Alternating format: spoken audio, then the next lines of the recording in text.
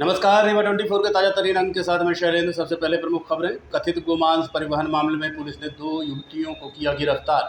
बैकुंठपुर थाना के तत्कालीन प्रभारी पर झूठे मामले में फंसाने, वसूली और मारपीट के लगे आरोप।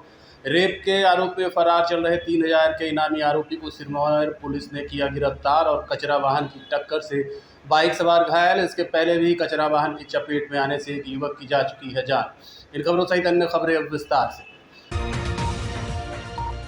समान थाना क्षेत्र में कथित गौमांस के परिवहन के मामले में पुलिस ने 2 युवतियों को गिरफ्तार किया है। वहीं पीछा कर रहे एक युवक पर कथित तौर पर पत्थर से हमला किया गया, जिससे वो गंभीर रूप से घायल हो गया। शिकायतकर्ता सोनू सिंह के अनुसार उन्हें सूचना मिली कि 2 युवतियां रोजाना संदिग्ध सामान लेकर रीवा की ओर आती जाती हैं। रविवार को उन्होंने दोनों का पीछा किया और लोही नहर के पास मोटरसाइकिल रोक ली। आरोप है कि पकड़े जाने के डर से एक युवती ने सोनू के सर पर पत्थर से हमला कर दिया, जिससे वो गंभीर रूप से घायल हो गए। शोर सुनकर स्थानीय लोग मौके पर पहुंचे।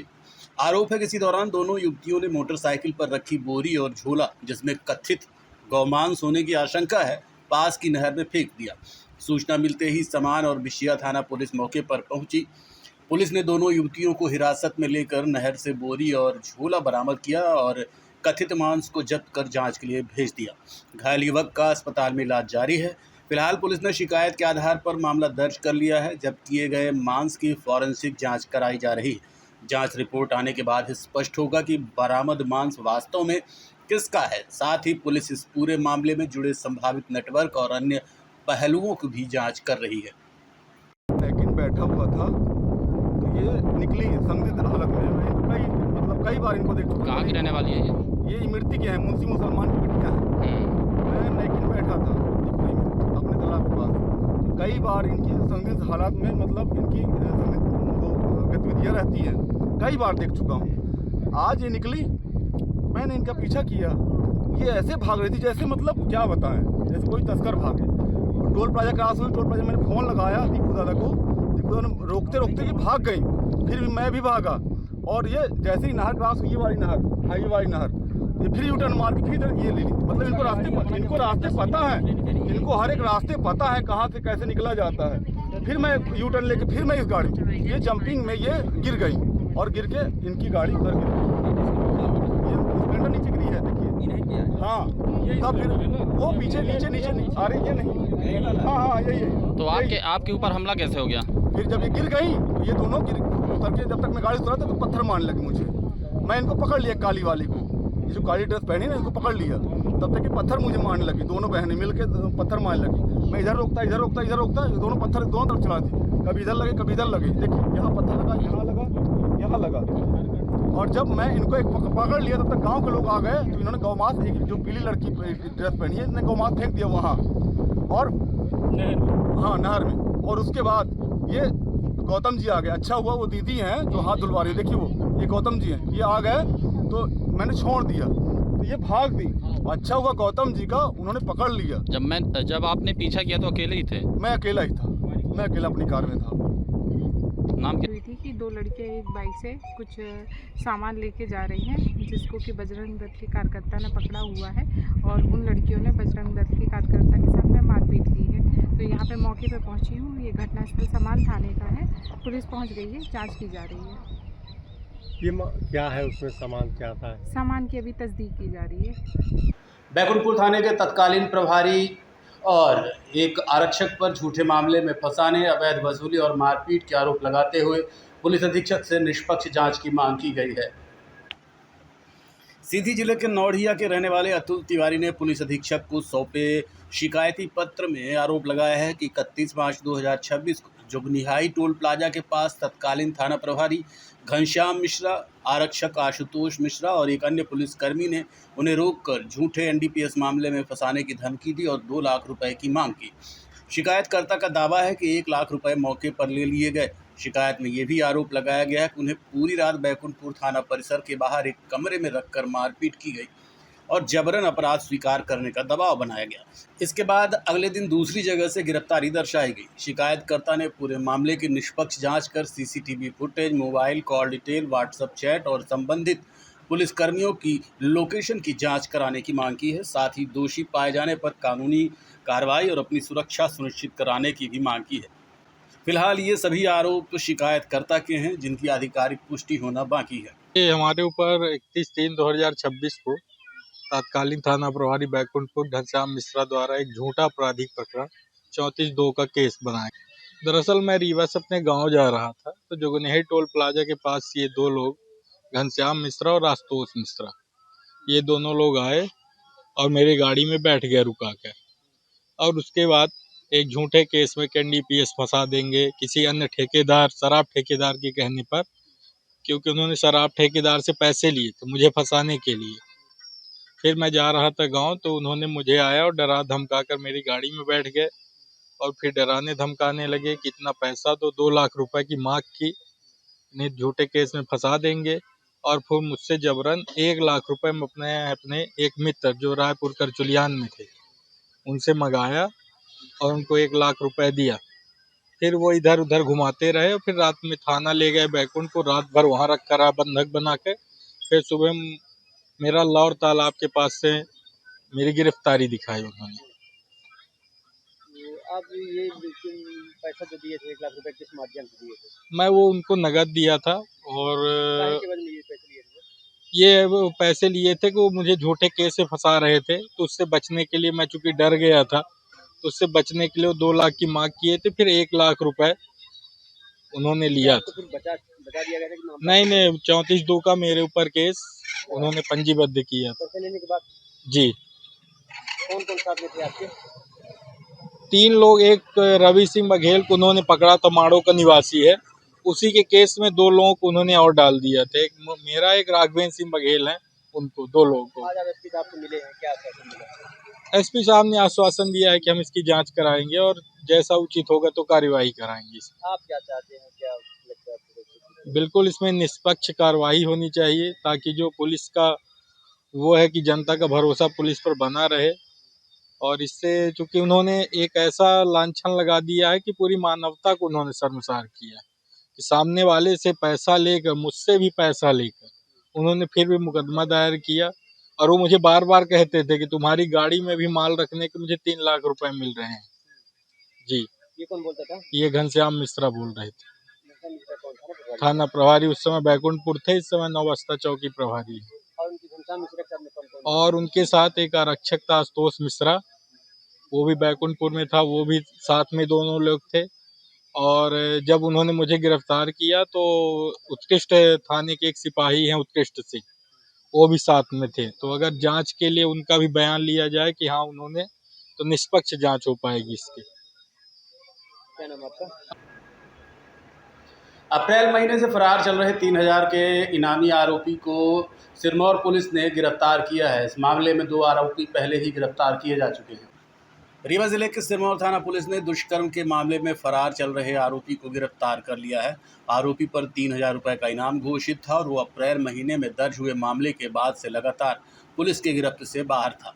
पुलिस के अनुसार इस प्रकरण में 2 अन्य आरोपियों को पहले ही गिरफ्तार कर न्यायालय में पेश किया जा चुका है, जबकि तीसरा आरोपी लगातार फरार चल रहा था।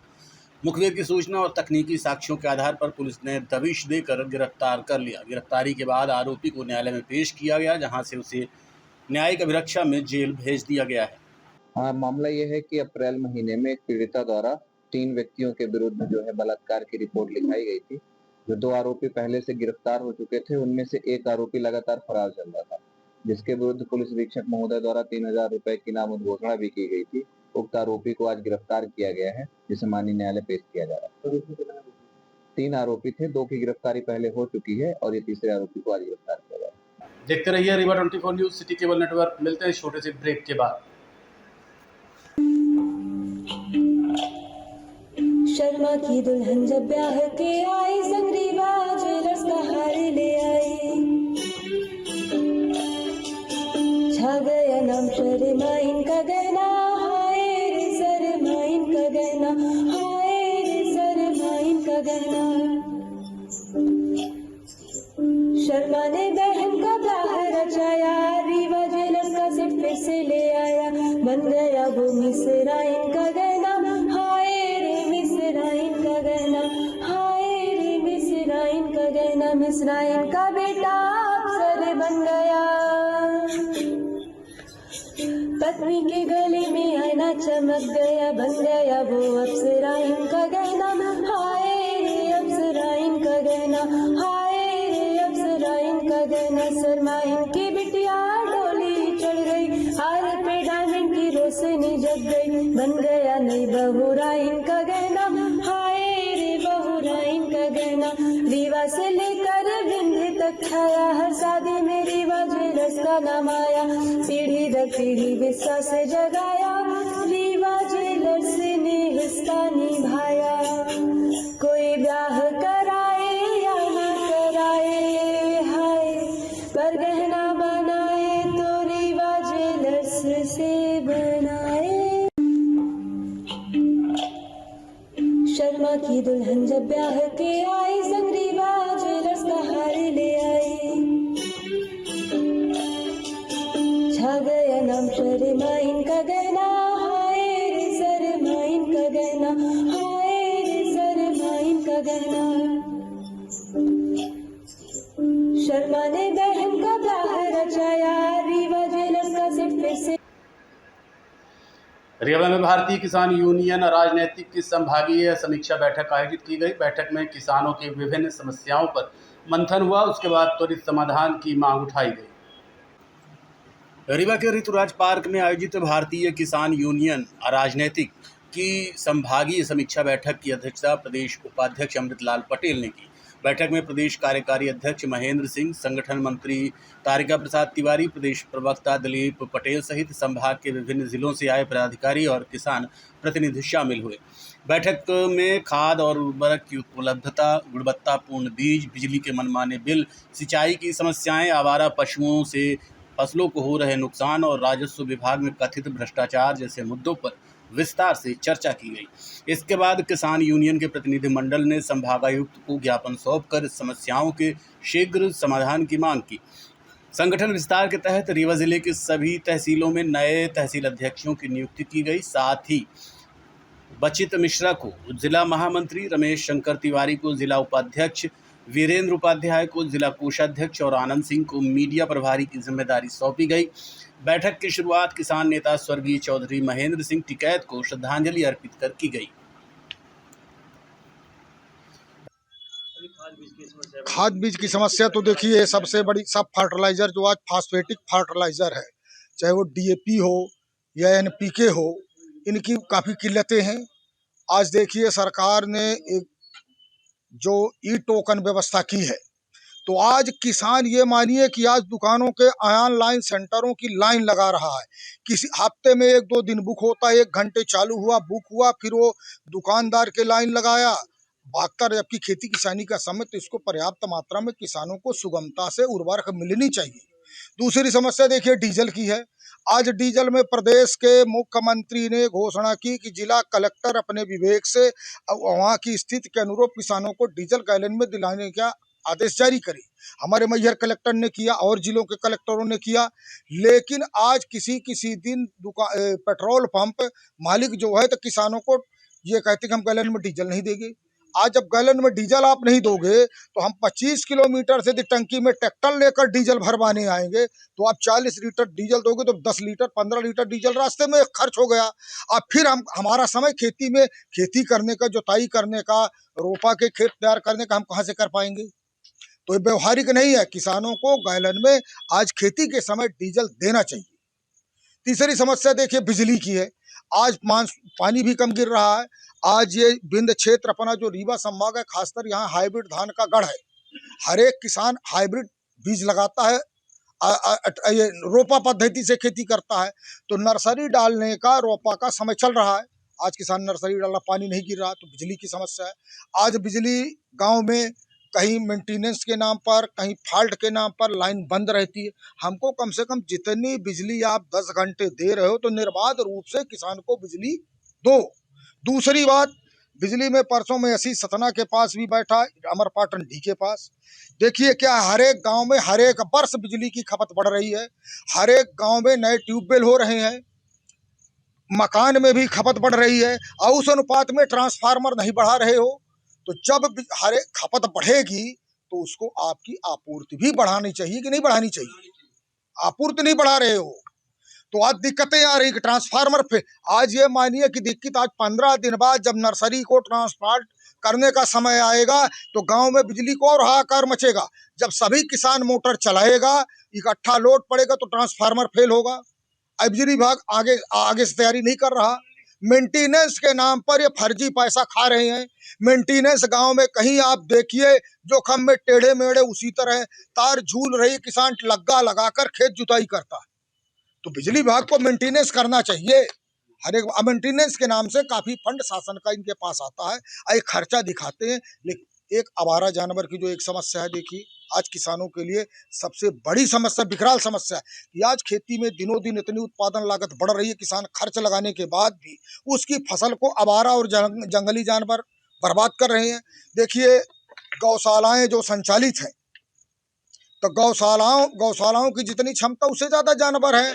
तो हमारी मांग, हमारे संगठन के माध्यम से हम लोगों ने प्रदेश सरकार से मांग की कि जितना आप गौशाला को प्रति जानवर उसके रख रखाव का आप दे रहे हो, उतना ही यदि किसान को दे दो, प्रति जानवर प्रतिदिन के हिसाब से किसान को दे दो, तो ये मानिए कि आवारा जानवरों की समस्या 80% समाप्त हो सकती है। किसानों के साथ जो समस्या है, अभी हमारे प्रदेश कार्यकारी अध्यक्ष भाई महेंद्र सिंह जी ने बताई बात, निश्चित है पीड़ा है। सरकार, जैसा कि अभी आपने कहा है कि सरकार अगर हमारी प्रशासन हमारी बात को नहीं मानता तो हम आंदोलन के लिए बाध्य होंगे। और मेरा भी यही कहना है प्रशासन से कि चूँकि जैसा कि अभी आपने कहा कि ये आंदोलनकारियों की धरती है, बिंद है, और यहाँ हमेशा आंदोलन हुए। जब भी किसानों के साथ और गरीबों के साथ कहीं अन्याय हुआ है तो यहाँ बड़े बड़े समाजवादी लोग पैदा हुए हैं। आंदोलन की धरती है। मैं प्रशासन को अपनी तरफ से, संगठन की तरफ से ये कहना चाहता हूँ कि इसमें विचार विमर्श करें और किसान को खाद है, लाइट है, जो भी समस्या है उसका निराकरण करने का काम करें, आंदोलन के लिए बाध्य न करें।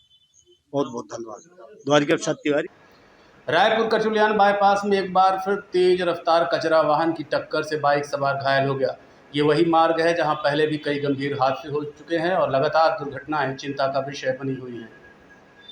रायपुर करचुलियान बाईपास पर एक कचरा वाहन ने बाइक को टक्कर मार दी, जिससे बाइक सवार घायल हो गया। घटना के बाद स्थानीय लोगों ने घायल को उपचार के लिए अस्पताल पहुंचाया, जबकि पुलिस ने मामले की जांच शुरू कर दी है।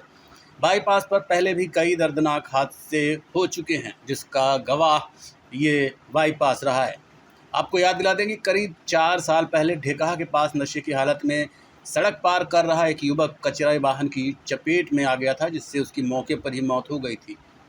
फिलहाल इस घटना में स्थानीय लोगों का कहना है कि इस हाईवे पर कई बार बाइक सवार दूरी कम करने के लिए रॉन्ग साइड से वाहन चलाते हैं। वहीं कट पॉइंट और यू टर्न के आसपास भी बिना सावधानी बरते वाहन मोड़ने के कारण दुर्घटनाएं होती हैं। कई बार बड़े वाहन भी नियमों की अनदेखी करते हुए गलत दिशा का इस्तेमाल करते हैं, इससे हादसों का खतरा और बढ़ जाता है। सर, ये जो बाइक सवारों का एक्सीडेंट हुआ है, इसमें क्या घटनाक्रम है? आज सुबह करीबन 10 बजे सूचना मिली कि 2 बाइक सवार सकरा रायपुर मोड़ के पास एक्सीडेंट हो गया है। एक ट्रक के नीचे आ गए हैं। सूचना मिलते ही तत्काल पुलिस बल वहाँ पहुँचा। जो बाइक सवार ट्रक के चक्के के नीचे आ रहे थे, अपने टोल प्लाजा से संपर्क कर हाइड्रा मंगाया गया और तत्काल उनको निकलवाकर संजय गांधी अस्पताल भिजवाया गया है और जिनका इलाज चल रहा है। एक व्यक्ति उसमें गंभीर रूप से घायल था। जिस वाहन ट्रक से दुर्घटना हुई थी, उस वाहन को थाना परिसर में खड़ा करा दिया गया है और आगे जांच कर अग्रिम वैधानिक कार्रवाई की जाए। देखते रहिए Rewa 24 news, city cable network. मिलते हैं छोटे से ब्रेक के बाद। Pentium point group of institution, जो अपने अनुशासन, आधुनिक तकनीक युक्त शिक्षा गुणवत्ता हेतु जाना जाता है। इस ग्रुप के अंतर्गत कई संकायों के अनेक महाविद्यालय संचालित हैं, जिनमें मुख्यतः law college, pharmacy college, management college, art, commerce, science, biotechnology तथा कंप्यूटर साइंस महाविद्यालय संचालित है। महाविद्यालय में BBA, LLB, BCom LLB, BA LLB, LLB, LLM, B Pharma, D pharma, MBA, BBA, BCA और अन्य प्रोफेशनल पाठ्यक्रम। तो आज ही पधारें Pentium point group of institution में। आधुनिक इंफ्रास्ट्रक्चर, सभी आउटडोर तथा इंडोर खेलों से संबंधित मैदान तथा अत्याधुनिक संसाधनों से लैस ऑडिटोरियम व सभी संकायों की आधुनिक प्रयोगशालाएं संस्था को विशेष स्थान प्रदान करती हैं। लॉ महाविद्यालय में मूट कोर्ट तथा लाइब्रेरी अत्याधुनिक है। फार्मेसी कॉलेज की समस्त लैब अत्याधुनिक मशीनों से सुसज्जित हैं। साथ ही छात्रों को कम्युनिकेशन व सॉफ्ट स्किल संबंधित कक्षाएं प्रदान की जाती हैं। पेंटियम पॉइंट महाविद्यालय की शुरुआत 2002 से संस्थापक BN त्रिपाठी जी द्वारा की गई थी। छात्रों के आने जाने के लिए साल 2010 से छात्र तथा छात्राओं हेतु निःशुल्क बस की सुविधा प्रदान की जा रही है। पेंटियम पॉइंट ग्रुप अपनी उच्च गुणवत्ता युक्त शिक्षा तथा छात्रों के प्लेसमेंट हेतु जाना जाता है। इस ग्रुप के अंतर्गत संचालित महाविद्यालय bar council of India, pharmacy council of India, AICTE तथा उच्च शिक्षा मध्य प्रदेश शासन द्वारा मान्यता प्राप्त महाविद्यालयों का संचालन करता है। तो महाविद्यालय का भ्रमण एक बार जरूर करें। पता इस प्रकार है। महाविद्यालय का प्रथम कैंपस करहिया बीणा सिमरिया रोड तथा दूसरा कैंपस हरदी बीणा सिमरिया रोड में स्थित है। पेंटियम पॉइंट ग्रुप का हेड ऑफिस कॉलेज चौक के समीप स्थित हेड गेवार नगर में है। अंतर्राष्ट्रीय संघर्ष परिषद, सरपंच महापरिषद और युवांचल संगठन ने संभागायुक्त को ज्ञापन सौंप कर प्रत्येक ग्राम पंचायत में विशेष राजस्व शिविर लगाए जाने की मांग की है। परिषद के अध्यक्ष ब्रह्माश्री पंडित राजकुमार सिंह तिवारी के नेतृत्व में प्रतिनिधिमंडल ने संभागायुक्त शीलेंद्र सिंह से मुलाकात कर राजस्व मामलों के त्वरित निपटारे के लिए ग्राम पंचायत स्तर पर विशेष शिविर आयोजित करने की मांग की। ज्ञापन में खसरा, नक्शा और मौके की स्थिति में एकरूपता लाकर राजस्व अभिलेखों को अद्यतन करने पर भी जोर दिया गया, ताकि आम लोगों को अनावश्यक मुकदमेबाजी और कार्यालय के चक्कर न लगाने पड़े। इस दौरान संगठन ने संभागायुक्त के प्रशासनिक कार्यों की सराहना करते हुए जनहित के कार्यों में हर संभव सहयोग का भरोसा दिलाया। साथ ही उन्हें ग्राम पंचायत देवरा फरेंदा में जन चौपाल में शामिल होने का आमंत्रण दिया, जिस पर संभागायुक्त ने सहमति दी। जो अधिकांश विवाद हैं वो जमीन संबंधी मामलों के न्यायालयों में आ रहे हैं, जिससे अनावश्यक विवाद पैदा होता है। लोगों में आपस में लड़ाई झगड़ा दंगा मुकदमेबाजी को बढ़ावा मिलता है। सबसे बड़ी जो त्रुटि है जो देखने में आ रही है जमीन संबंधी विवाद में, खसरा और नक्शा में मेल न होना। खसरा में रकबा कुछ बतलाता है, नक्शा में कुछ बतलाता है। इसके कारण विवादों की फेरहिस्त इतनी बढ़ गई है कि राजस्व न्यायालयों सहित सिविल न्यायालयों में भी मुकदमे का बोझ पड़ा हुआ है, अंबार पड़ा हुआ है। ऐसी स्थिति में हम लोगों की अंतर्राष्ट्रीय जो संघर्ष परिषद एवं सरपंच महापरिषद की ये मांग है कि मौके पर ही हर ग्राम पंचायतों में विशेष राजस्व शिविरों का आयोजन किया जाए और सभी को बुलाकर राजस्व अधिकारी उपस्थित रहें, संबंधित पक्षकार उपस्थित रहें, वहीं पे मौके पे निराकरण कर दिया जाए, जिससे काफ़ी राहत जनता को मिलेगी। और अभी हाल ही में नवागत कमिश्नर साहब ने एक आदेश निकाला है पूरे संभाग के कलेक्टरों को कि मैं इसका खुद ही समीक्षा करूंगा हर 15 दिन में, कि अपने आप किसी भी पक्षकार को, किसान को, जनता को आवेदन न देना पड़े। उसके पहले ही आप लोग जो राजस्व रिकॉर्ड हैं उसको मिलाइए और खसरे और नक्शे में जहां कहीं भी त्रुटि है उसको तुरंत सुधार दीजिए, जिससे होगा ये कि विवाद समाप्त हो जाएगा और अनावश्यक मुकदमेबाजी लड़ाई झगड़े का जो ये दौर चल रहा है वो समाप्त हो जाएगा। जनता काफ़ी प्रसन्न होगी। ये बहुत ही अच्छा अभिनव पहल है माननीय कमिश्नर साहब का। इसी तारतम्य में अब ये भी ज़रूरी है कि हर ग्राम पंचायतों में जाकर राजस्व अधिकारी राजस्व शिविरों का आयोजन करें और मौके पर ही मामले का निपटारा कर दें। आज के अंक में इतना ही। देखते रहिए रीवा 24 न्यूज़। नमस्कार।